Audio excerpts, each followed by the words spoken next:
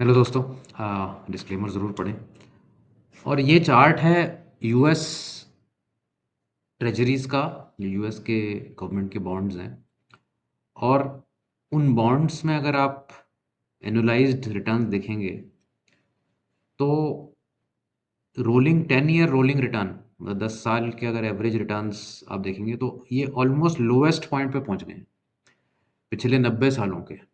तो कुछ बहुत ही एक, जिसे कहते हैं कि once in a lifetime type की कुछ सिचुएशन क्रिएट हो रही है, जहाँ पर यूएस के जो बॉन्ड्स हैं जो कि रिस्क फ्री और बेंचमार्क माने जाते हैं हर हर चीज़ के लिए, कि भाई अगर आप किसी भी चीज़ की कोई एनालिसिस करेंगे, तुलना करेंगे, तो वो US treasury bond is the risk free asset, उसके अगेंस्ट आप कंपेयर करते थे। और अब यूएस ट्रेजरी बॉन्ड्स को लेने के लिए डिमांड खत्म हो गई है। चाइना जापान कह रहा है कि हमें नहीं लेना है, बल्कि जो हमारे पास है उसको भी हमें निकालना है।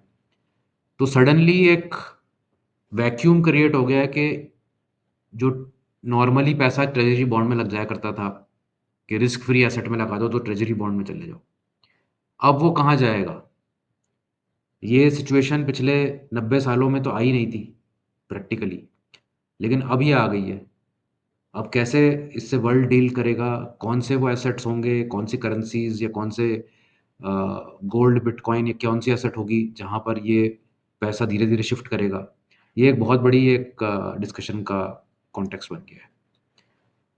तो ये इस स्टोरी को फॉलो करिए कि बॉन्ड मार्केट अब क्या करने वाली है, क्योंकि बॉन्ड मार्केट ही एक्चुअली सारी अदर मार्केट्स को इम्पैक्ट करती है।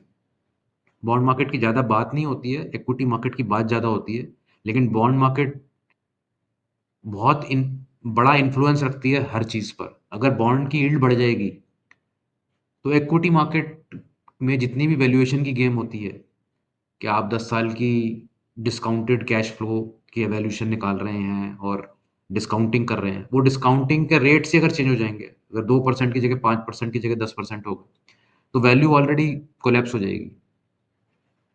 तो बॉन्ड्स और यील्ड्स का बहुत मेजर इम्पैक्ट है बाकी सारी मार्केट्स में। इस सेगमेंट को ध्यान से वॉच करिए।